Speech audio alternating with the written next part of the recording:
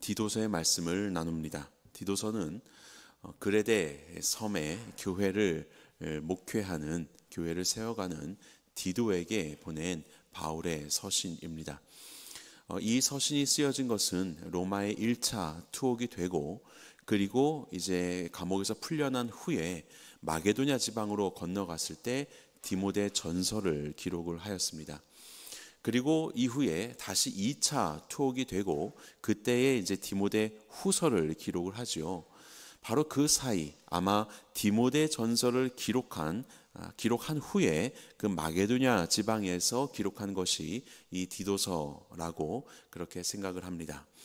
그래서 그 내용 중에 많은 부분들이 디모데 전서의 내용하고 매우 유사하다는 것을 우리는 보게 됩니다. 자, 그러면 이 디도서를 받아들게 되는 디도는 누구인가요? 디도나 또 디모데나 당시의 목회자로 볼 수 있을 것입니다. 하나님의 교회를 세워가고 또 교회를 든든히 서가게 하는 데에 마음을 두고 그렇게 헌신할 사람들이지요. 오늘날로 치면 목회자라고 할 수 있을 터인데, 꼭 목회자라고만 아니라 우리처럼 이제 목자의 마음을 가진 사람들, 교회를 또 영혼들을 사랑하여 세워가고자 하는 목자의 심정을 가진 바로 그런 사람이라고 할 수 있겠지요. 자, 디도는 누구인가? 본문의 4절을 보니까 같은 믿음을 따라 나의 참 아들 된 디도라고 합니다. 바울의 아들입니다. 혈육의 아들이 아니라 영적인 아들이지요. 아마도 바울이 직접 복음을 전하고 또 그를 양육했었던 것 같습니다. 그래서 마음으로, 영혼으로 낳은 아들로서 디도를 칭하고 있습니다. 그리고 5절 말씀을 보면 고린도 후서를 먼저 보겠습니다. 고린도 후서를 말씀을 보면 디도로 말하면 나의 동료요 너희를 위한 나의 동역자요 이렇게 말씀합니다. 이 바울이 낳은 아들이자 바울의 동료요, 그리고 너희, 여기서 고린도 후서의 너희는 고린도 교회의 사람들이죠. 고린도 교회를 위한 바울의 동역자가 되었다. 단순히 그를 전도하여서 길러냈을 뿐만이 아니라 이제는 바울과 함께 사역을 감당하는 그런 동료가 되었고, 그리고 그 사역은 바울의 사람, 바울을 위하여 이것이 아니라 동일한 목적으로 교회를 세워가는, 그래서 고린도 교회를 향한 하나님의 뜻 가운데 함께 쓰임받은 바로 그러한 동역자라는 것을 우리는 보게 됩니다. 그는 아마 바울의 서신, 고린도에게 쓴 바울의 서신을 전달하는 이제 그런 역할을 했고요. 그리고 고린도 교회가 다시 세워질 수 있도록 여러모로 바울과 함께 기도하며 사역했었던 바로 그런 이제 디도라고 우리는 알 수 있습니다. 그래서 이 디도는 그와 같이 바울로 인하여서 믿음을 가지고 쓰임받는 그런 교회의 귀한 사역자가 되었습니다. 이후에는 지금 오늘 본문에서 보면 이제 그레데 섬에 남기게 됩니다. 5절에 보게 되니까 내가 너를 그레데에 남겨둔 이유는, 그러니까 고린도 교회에서도 나름대로 사역을 했고, 그리고 이제 시간이 흘러서 이제는 그레데라고 하는 크레타 섬이죠. 그 그레데라는 곳에 남겨져서 그곳에 교회를 섬기는 일을 하게 됩니다. 이것이 이제 디도의 그 다음 사역지가 되는 것이죠. 그리고 나서 디모데 후서의 기록을 보면, 이 더 후죠. 디모데 후서를 보게 되면 디도는 달마디아로 갔다라고 그렇게 표현이 됩니다. 오늘날의 달마디아는 크로아티아 남부입니다. 이 장화 모양으로 되어 있는 이탈리아의 동쪽에 있는 바다를 건너면 이제 크로아티아죠. 그 크로아티아 남쪽에 이 달마디아가 있습니다. 그래서 이 그레데 섬에서 사역하고 있었던 이제 디도가 또 그 사역 속에서 혹은 그 다음 사역지로서 또 일정 시간이 지난 후에 또 이 달마디아에 가서 하나님의 복음 사역을 감당하는, 이와 같이 매우 활동적으로 그렇게 복음 사역을 감당하는 그런 바울의 동역자였다는 것을 우리가 알게 됩니다. 또 전승에 의하면 그 그레데 섬에 있는 코르티나라고 하는 그레데 섬의 그 과거에는 거기가 수도였습니다. 로마 지배하에는 그 이제 그레데 섬의 수도에 그 묻히게 되었고, 이제 지금까지 묘지가 남아 있다고 그렇게 전승에 기록이 되어 있습니다. 그런데 이 디도는 어느 출신의 사람이냐라고 봤을 때 디도라는 말은 로마식 이름입니다. 그는 헬라인이었습니다. 갈라디아서 말씀을 보게 되면 그를 헬라인 디도라고 표현을 합니다. 자, 디모데 전후서의 수신자였던 디모데는 유대인이었죠. 아버지는 헬라인이고 어머니는 유대인이었습니다. 그래서 어머니를 따라서 그는 유대인이었습니다. 그런데 디도는 헬라인입니다. 아버지도 헬라인, 그리고 어머니도 헬라인. 다시 말하면 완전한 이방인이라는 것입니다. 완전한 이방인. 그래서 갈라디아서 기록에 보면 헬라인 디도인데 그 디도에게 억지로 할례를 행하지 않았다, 이런 표현이 등장합니다. 그는 할례를 억지로 할례를 받지 않은 그런 이방인이었던 것이죠. 유대인이 아닌 이방인, 어찌 보면 복음이 아니었으면 지옥의 불쏘시개라고 그렇게 여겨졌었던, 유대인들에게는 그와 같이 전혀 다른 영역에 있었던 사람인 이 이방인이 예수 그리스도의 복음으로 인하여서 변화되고, 그리고 교회의 일꾼이 되고 그의 온 인생을 들여서 귀히 쓰임 받는 바로 그러한 성도가 되었다라는 것입니다. 자, 그런데 이 디모데가 오늘 본문을 보면 5절에 그레데에 남아있게 됩니다. 그레데에 있는 교회를 섬기게 되는 것이죠. 그러면 그레데라는 곳은 어떤 곳인가? 아마 디도가 그레데 출신이지 않은가라고 하는 그런 얘기도 있습니다. 안디옥 출신일 것이다, 혹은 그레데 출신일 것이다, 이런 이제 이야기가 있어요. 그런데 그레데라는 것은 우리 성경 1장 12절을 보도록 하겠습니다. 12절 같이 읽어볼까요? 여러분들 성경책으로 시작. 그레데인 중에 어떤 선지자가 말하되 그레데인들은 항상 거짓말쟁이며 악한 짐승이며 배만 위하는 게으름뱅이라 하니, 이게 바로 그레데인이었습니다. 그 섬 안에 있는 사람들, 섬 사람이라고 거친가요? 그건 잘 모르겠지만 그 사람들에 대한 어떤 이 사람들 앞에서 사람들에게서 이렇게 통용이 되고 있는 그런 말이 있는데, 그레데 사람들은 항상 거짓말쟁이다, 악한 짐승과도 같이 거칠다, 그리고 자기 배만 위하는 게으름뱅이다 라는 말이 떠돌고 있는데 13절에 보니까 이 증언이 참되도다, 이렇게 써 있습니다. 성경에서 이게 참되다고 써 있어요. 그러면 정말로 그랬던 것 같습니다. 바로 이 디도가 사역해야 하는 그 그레데라고 하는 섬의 그 상황을 한번 보십시오. 그레데 그 교회만 해도, 우리가 이제 디도서를 앞으로 살펴보면 이제 나오겠지만, 다른 많은 그 당시의 교회들처럼 초기 영지주의, 이런 어떤 그릇된 이단 세력들의 영향을 받고 있었습니다. 거짓 교사들이 그들의 악한 영향력을 발휘하고 있었던 곳이에요. 바로 그런 어떤 위협이 있는 곳, 그리고 또 디도서를 보게 되면 은혜의 복음인데, 복음은 은혜이지 않습니까? 무언가를 덧붙이는 것이 아니에요. 영지주의는 뭔가를 깨달아야 된다라고 뭔가 인간적인 공로나 이런 것들을 말하지만 덧붙이는 게 아니라 은혜의 복음이에요. 그런데 은혜의 복음을 또 이용하여서 복음 안에서 방종하게 하는 그런 사람들도 있었습니다. 아주 그냥 복합적인 그런 어려움에 빠져 있었던 그런 교회인 것이죠. 그런 교회를 다시 세워가야 하는 이 무거운 사명을 가지고 있는 디도가 아니나 다를까 그 그레데인 그 사람들이 바로 이와 같이 매우 사납고 거칠고 고집스러운 사람들이었다는 것입니다. 그리고 지금 바울은 그것을 잘 알고 있었습니다. 그럼에도 불구하고 그를 남겨두었습니다. 정말로 그의 사역하는 그 터전이 녹록지 않은 것이죠. 진리 싸움 하기에도 지금 버거운 상황에 그곳에서 목양해야 되는 이 사람들이, 함께 관계하며 살아야 되는 사람들이 너무나도 어려운 사람들인 것입니다. 이기적이고 자기 배만 위하는 게으른 사람들, 사역을 할 수 있겠습니까? 그런 마음이 들지 않겠지요.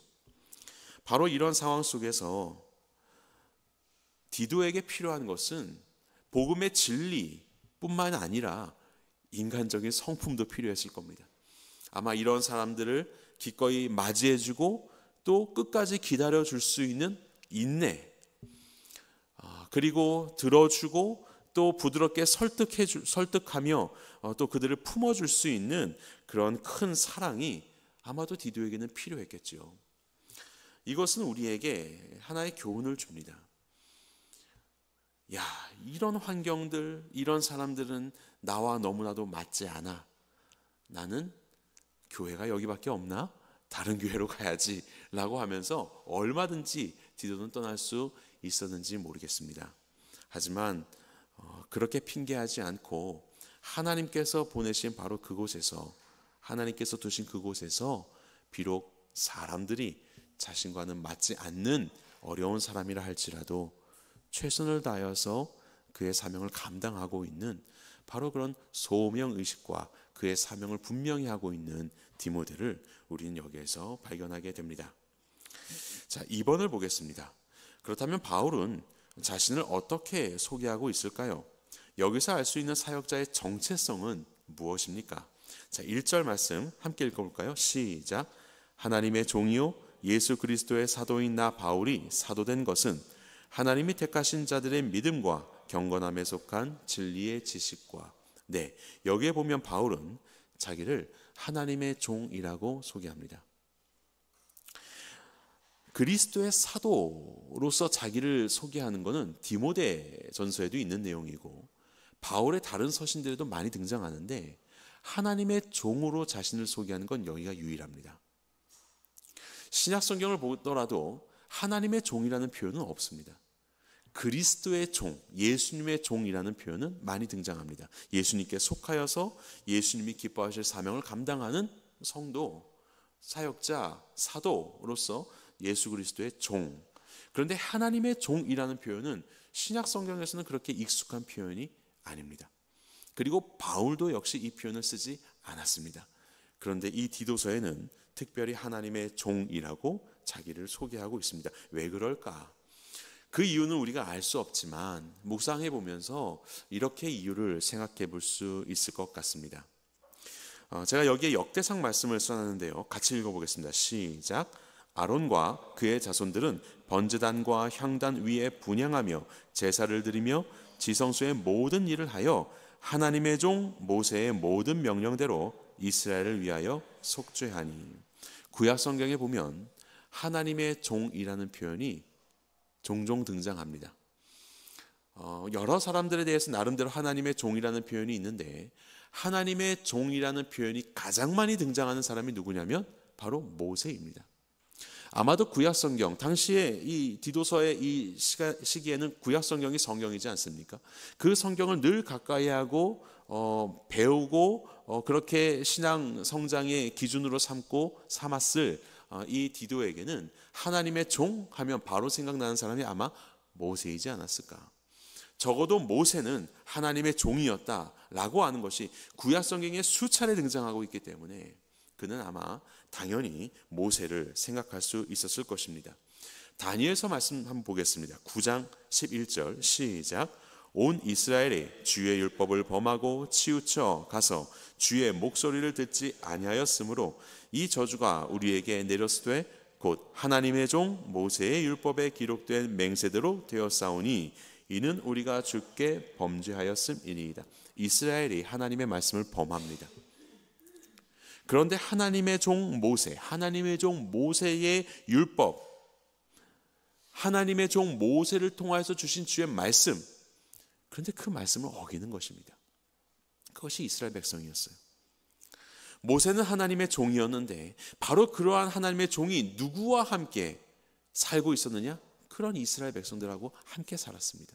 하나님의 말씀을 증거하였었던 자였을 뿐만 아니라 하나님의 명령에 의하여서 40년 동안이나 광야 생활을 해야 하는 바로 그 하나님의 종이 모세였습니다.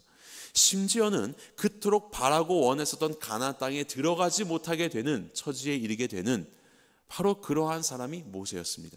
그럼에도 불구하고 그는 하나님께 부름받은 자로서 이스라엘 백성들을 위해서 여전히 패역하고 여전히 못난 이스라엘 백성들을 위하여서 하나님의 말씀을 가르치고 그 안에 하나님의 말씀을 가진 자로 서고 함께 살아가는, 가르칠 뿐만이 아니라 그들 안에서 사는 자가 바로 모세였습니다. 하나님의 종 모세. 다니엘 6장 말씀 보겠습니다. 시작. 다니엘이 든 굴에 가까이 이르러서 슬피 소리질러 다니엘에게 묻되 살아계시는 하나님의 종 다니엘아, 내가 항상 섬기는 내 하나님이 사자들에게서 능히 너를 구원하셨느냐 하니라. 하나님의 종으로서 다니엘이 언급되고 있는데 이방 신의 입술을 통하여서 하나님이 증거하십니다. 다니엘은 바벨론으로 포로로 끌려간 상황입니다. 주변 상황들이 너무나도 녹록치 않은 상황이었습니다. 바로 그곳에서 하나님을 예배하고 기도하고 주의 말씀을 듣고 그리고 그 말씀으로 우리의 형제들을 다시 살리고 세우는 일을 감당했었던 사람이 바로 다니엘입니다. 바로 이 다니엘에 대해서 마치 하나님의 종 모세와도 같이 이방신의 입술을 통하여서 하나님의 종 다니엘아, 하나님의 종 다니엘아, 바로 가나안 땅을 향해서 가는 그 광야의 척박한 환경 속에서, 그리고 광야보다도 더 척박한 이스라엘 백성들의 영혼들과 함께 살아가고 있었던, 그렇게 주의 말씀을 증거하며 살았던 모세처럼 다니엘도 바벨론 땅 속에서 그렇게 하나님의 말씀을 붙잡고 살아가는 어둠 가운데 있는 등불과도 같은 존재였던 것이죠. 바울은 디도에게 자신을 하나님의 종이라고 소개합니다. 다시 말하면 디도야, 너도 하나님의 종이야, 이 말을 하고 싶었을지도 모르겠습니다. 종이라는 것은 그에게 속하여서 그에게 사명을 받고 그리고 그 사명을 수행하면서 필요한 모든 것들도 그로부터 공급받는 그러한 존재를 우리는 종이라고 합니다. 정말로 바울은 너무나도 힘겨운 선교의 상황 속에서도 오직 하나님만을 붙잡고 하나님의 공급하심 속에서 그는 선교 사명을 감당했었던 하나님의 종이었습니다. 이제는 그레데라고 하는 결코 쉽지 않은 그 현장, 사역의 현장 속에 교회를 세워가야 하는 디도에게 바울은 자신의 정체성을 소개하며 디도의 정체성을 밝혀주는 것이죠. 우리는 하나님의 종이야. 마치 모세처럼 우리의 일평생 그저 주의 말씀을 증거하다 여전히 패역한 이스라엘 백성들을, 못난 이스라엘 백성들을 거듭거듭 확인해야 하는 속상한 상황에 처해 있을 수도 있지만 우리는 하나님의 종이야. 우리를 부르셨기에 우리는 그 사명을 거기에서 묵묵히 감당하는 바로 그러한 하나님의 종이야.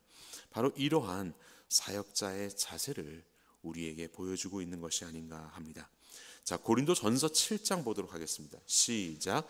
주 안에서 부르심을 받은 자는 종이라도 주께 속한 자유인이요 또 그와 같이 자유인으로 있을 때에 부르심을 받은 자든 그리스도의 종이니라.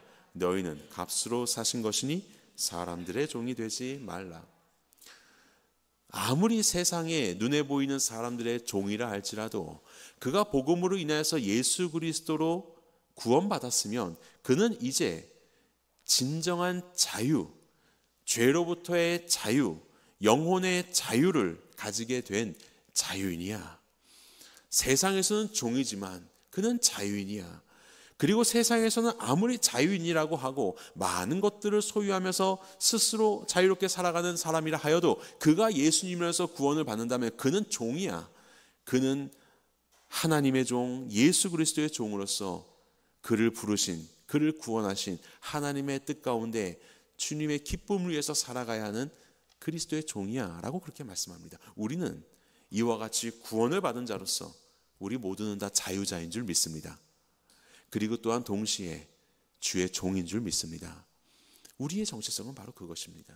비단 목회자뿐만이 아니라 하나님이 우리를 부르신 것은, 그리고 이 공동체를 허락하신 것은 하나님께서 우리 가운데 하실 일들이 있는 것이지요. 교회를 세워가는 것이지요. 더 건강하게, 그리고 많은 자들을 또 이 안으로, 그리고 하나님 안에서 함께 이 자유를 누리는 주님의 종이 될 수 있게 하는 일에 하나님은 우리를 부르셨습니다. 바로 이 정체성을 가지고 살아가는, 그리고 그 살아가는 현장이 그레데 섬처럼 우리의 가족이, 우리의 직장이, 우리의 이웃이, 혹은 우리의 교회에 만나는 이 관계들마다 도대체 나랑은 너무나도 다르고 나와는 맞지 않는 것 같고 힘겨운 그런 상황이라 할지라도 하나님이 보내신 곳, 하나님이 부르신 곳 속에서 하나님의 종으로서 사시는 우리가 되기를 간절히 바랍니다. 3번 보겠습니다. 디도서의 인사말은 무엇을 강조하고 있습니까? 1절부터 4절까지의 인사말인데요. 이 말씀을 쭉 보면 하나님의 말씀을 강조하고 있습니다. 하나님의 말씀을 전파하는 삶을 강조하고 있어요. 그러면서 자주 등장하는 단어가 있는데 바로 원어로 카타라고 하는 단어입니다. 카타. 이것은 무엇을 따라 그리고 무엇 아래에 라고 하는 의미입니다. 카타, 무엇을 따라 무엇 아래에. 자, 첫 번째 카타가 어디에 등장하냐면 제가 1번부터 4번까지 썼죠. 이렇게 쓰시면 되겠습니다. 믿음을 따라입니다. 믿음을 따라. 1절에 보게 되면 하나님의 종이요 예수 그리스도의 사도인 나 바울이 사도된 것은 하나님이 택하신 자들의 믿음과라고 되어 있습니다. 우리말 성경책에는 이 따라라는 말이 카타가 번역이 되어 있지 않은데 원어에는 있습니다. 하나님이 택하신 자들의 믿음을 따라 이겁니다. 믿음을 따라서 나는 믿음을 따라서 하나님 앞에 택해진 사도다라고 하는 것을 말하고 있는 거죠. 사도 보냄을 받았습니다. 무엇을 위해서? 믿음을 따라서. 그러니까 믿음이라는 것을 위하여 믿음을 세우고 믿음을 굳건히 하게 하는 일을 위하여서 나는 존재하는 거야. 나는 믿음이라는 방향성을 가진 그런 사람들이 믿음을 갖게 하는 방향성을 가진 사도야 라고 그렇게 말하고 있는 것입니다. 그리고 두 번째 따라는 경건함을 따라입니다. 경건함을 따라. 우리 1절의 하반부에 보면 경건함에 속한 진리의 지식이죠. 이게 경건함에 따르는 진리. 경건함에 따르는. 카타가 아래에 라는 의미도 있다고 말씀드렸죠. 이게 이제 속한이라고 번역이 된 것입니다. 경건함을 따르는 겁니다. 진리가 경건함을 따른다 라고 합니다. 사실 진리는 진리이기 때문에 경건함이 따라와야죠. 원래 순서는 이게 맞습니다. 참된 진리 속에서 경건함이 따라와야 되는데 우리의 실상 속에서는 진리를 말하고 있는데 경건함이 따라오지 않는 사람들이 참 많습니다. 그래서 예수님도 하도 나무가 그냥 다 자기가 제대로 된 나무라고 주장을 하니까 열매로 그 나무를 알 거야 라고 말씀하셨죠. 나무가 바르면 열매가 나오는 게 맞지만 우리의 현실 속에서는 거꾸로 열매를 봐야 나무가 뭔지를 알 수 있게 되는 것입니다. 당시에 많은 사람들이 이것이 진리다, 저것이 좋은 가르침이다 라고 많은 교사들이 그렇게 말했지만 정말로 그들의 가르침의 속에서는 그들의 삶에서는 경건함이 있는가? 경건함이 있는가? 그들의 진리는 그 경건함을 따르고 있는가? 아니면 경건함을 따르지 않고 진리를 말하는데 그들의 방향은 하나님 앞에서 불경건함으로 나아가는 모습은 아닌가? 이것을 분별해야 되는 것이죠. 그래서 경건함을 따라 진정한 진리는 경건으로 향하게 하죠. 진정한 진리는 우리의 삶을 경건하게 변화시킵니다. 자, 세 번째 따라는 하나님의 명령을 따라입니다. 하나님의 명령을 따라. 이것은 3절 하반부에 보면 이 전도는 우리 구주 하나님이 명하신 대로 이렇게 되어 있어요. 명하신 대로. 이게 명령을 따라 카타라는 말을 씁니다. 하나님의 명령을 따라서 이제 나는 전도한다. 주의 말씀을 증거한다. 이것이죠. 믿음을 따라서 믿음을 위하여서 사역하는 나의 정체성은 이제 경건에 이르게 하는 그 진리를 증거하는 자인데 그러한 나는 하나님의 명령을 따라서 전도하는 자야. 하나님의 명령을 따라서 전하면서 이렇게 나를 통하여서 주의 복음이 증거되도록 통로 역할을 감당하는 자다라고 그렇게 이야기를 합니다. 그럼 네 번째 따라는 공통된 믿음을 따라입니다. 공통된 믿음을 따라. 4절에 보시면 같은 믿음을 따라 이거죠. 같은, 이게 공통된, 공유된 이런 뜻입니다. 공유된, 공통된 믿음을 따라. 우리의 믿음이라는 것은요, 공통된 믿음이라는 겁니다. 한 분 성령 하나님으로 인하여서 한 분 하나님을 알게 되고 그로 인하여서 한 분이신 예수 그리스도를 우리가 우리의 구주와 주인으로 고백하게 되죠. 이것을 성령 하나님으로 인해서 깨닫게 되고 그 성령 하나님이 한 분이시기 때문에 우리 안에 교통하시는 거죠. 우리 안에 운행하시는 거예요. 그래서 우리의 믿음이 서로 다른 믿음이 아니라 같은 믿음인 것이에요. 얼마 전에 30주년 행사를 가질 때도 오랜 우리의 옛 성도님들이 나와서 과거에 또 어떤 신앙의 어떤 그런 소회들을 이렇게 고백을 하실 때 뭐 용서받은 탕자의 마음 이런 이야기도 하시고, 막 착한 양 착한 목자로 사는 거 그런 이야기 하시고, 나는 빚진 자라는 마음으로 또 살고 있다는 이야기도 하시고, 이런 말씀을 하실 때 우리는 그냥 그것이 똑같은 단어로 들리는 것이 아니죠. 빚진 자라고 하는 그 표현 속에서 용서받은 탕자의 어떤 그 마음과 기본 자세라는 것에서 우리는 동질감을 느낍니다. 이 형제님이 말하고 있는, 이 자매님이 말하고 있는 그 목자의 심정이라는 게 뭔지 우리는 아는 거예요. 이게 우리 안에서 공통으로 공유하고 있는 우리의 이해이지요. 이것처럼 믿음이라는 것도 하나님 안에서 하나된 공통되며 공유되며 함께 나누어질 수 있는 믿음이다라는 겁니다. 왜냐하면 이 믿음은 내가 만드는 것이 아니기 때문에 그렇습니다. 내가 만들어가고 내가 그것을 조작하고 하는 것이 아니라 하나님으로부터 주어진 것이고 진리의 말씀으로부터 드러난 것이고, 그리고 그것을 믿음으로 해서 우리의 믿음의 내용들이 이 하나님의 말씀 안에 이것이 분명히 증거되고 있는 것이기 때문에 그 믿음은 하나님으로부터 온 것이고, 그래서 이것은 공통된 믿음이라고 얘기할 수 있는 거예요. 그래서 지금 우리가 따라를 4개를 말했습니다. 그래서 하나님의 택하신 믿음을 따라, 그리고 경건함을 따르는 지식, 그리고 하나님의 명령을 따라 전도를 하였고, 그리고 공통된 믿음을 따라서 디도도 역시 함께 한 사명을 가진 존재가 되었다. 이 모든 따라라는 것은 결국 그 중심에 하나님이 계시다는 것을 말하고 있지요. 그리고 하나님의 말씀, 진정한 진리의 말씀을 따라서 살아가는 우리의 존재됨을 말하고 있는 것입니다. 그래서 디도서의 인사말은 하나님의 말씀을 다시 한번 강조하고 있는 것입니다. 그 안에서 우리는 방향을 갖는 겁니다. 바른 믿음을 가질 수 있도록 그 안에서 우리는 확장되는 것이죠. 이런 믿음을 함께 나누어 가질 수 있도록, 그리고 그 안에서 우리는 우리의 삶으로 이 진리가 발산되죠. 경건한 모습을 통하여서. 이 모든 것들의 핵심은 하나님의 말씀입니다. 그럼 마지막 4번 보겠습니다. 이러한 디도에게 주어진 사명은 무엇일까요? 디도에게 주어진 사명. 1장을 쭉 보게 되면 디도에게 맡겨진 사명들이 몇 가지로 나눠볼 수 있습니다. 하나는 교회의 질서를 세우는 일입니다. 교회의 질서를 세우는 일. 두 번째는 거짓된 가르침을 바로잡는 일입니다. 거짓된 가르침을 바로잡는 일. 그리고 세 번째는 건강한 믿음을 가르치는 일입니다. 건강한 믿음이 뭐냐라고 가르치는 것. 그래서 교회의 질서를 세우고, 그리고 거짓된 가르침을 바로잡아서 진정한 믿음, 건강한 믿음이 무엇인지를 보여주는 바로 그러한 책임이 디도에게 있었습니다. 자, 디도서 1장 5절 다시 한번 보겠습니다. 여러분 성경책으로 5절 말씀 시작. 내가 너를 그레데에 남겨둔 이유는 남은 일을 정리하고 내가 명한 대로 각 성의 장로들을 세우게 하려 함이니. 그레데에 디도를 남겨놓았습니다. 왜 남겨놓았냐면 남은 일을 정리해라 라고 말합니다. 여기서 정리하다라는 말은 바로잡다라는 원어적인 의미를 쓰고 있는데요. 바로잡다, 이것은 의학 용어라고 합니다. 의학 용어로 뭐냐면 뼈대를 세우다라는 뜻입니다. 뭔가 근육도 있고 뭐 다 있는데 뼈가 뭐 어그러져 있거나 뭐 다르게 이렇게 맞춰져 있으면 전혀 힘을 쓸 수가 없죠.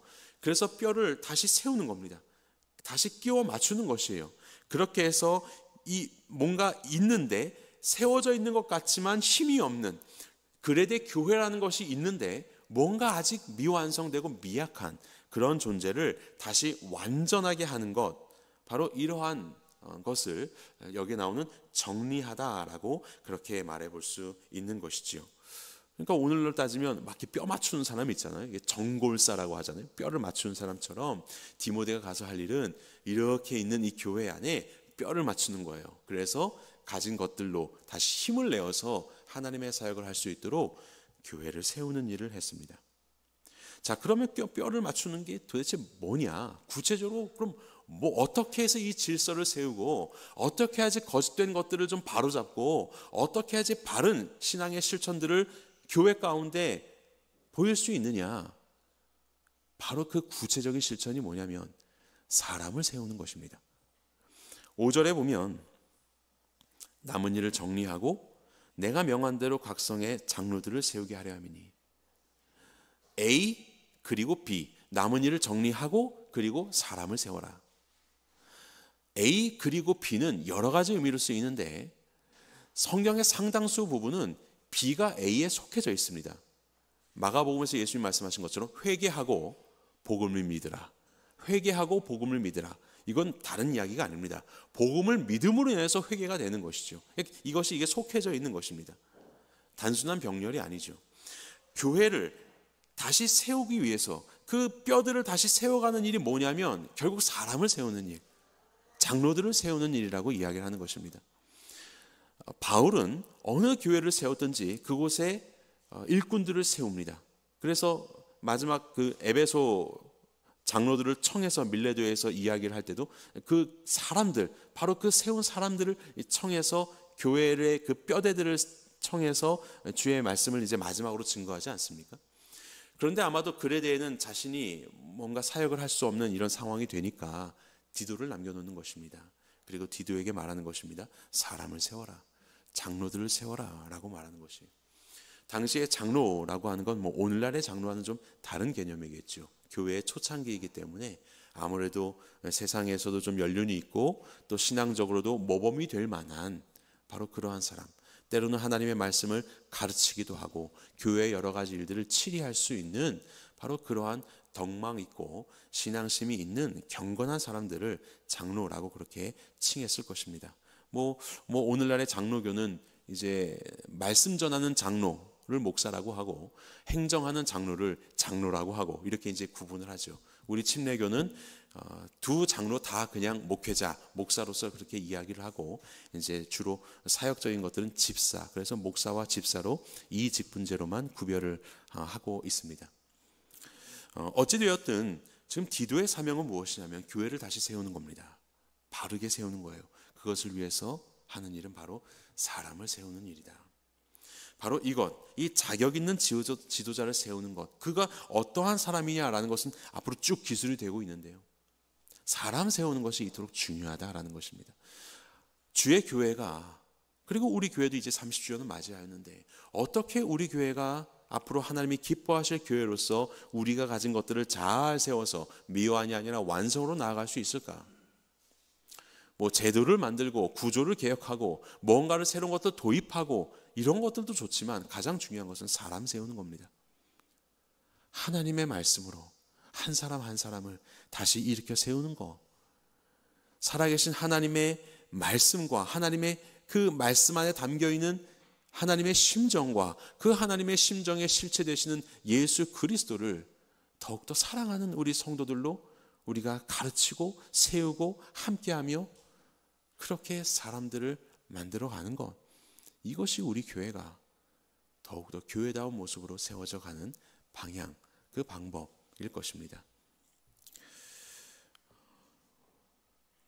앞으로의 우리 교회에 세워지는 일도 바로 그러한, 여기선 장로들을 세운다고 하였는데 바로 그러한 목자의 심정을 가진 성도들을 세우는 일에 더욱더 힘쓰는, 그렇게 하나님의 교회를 더욱 강하게 만들어가는 새누리가 되기를 주님의 이름으로 간절히 축원합니다.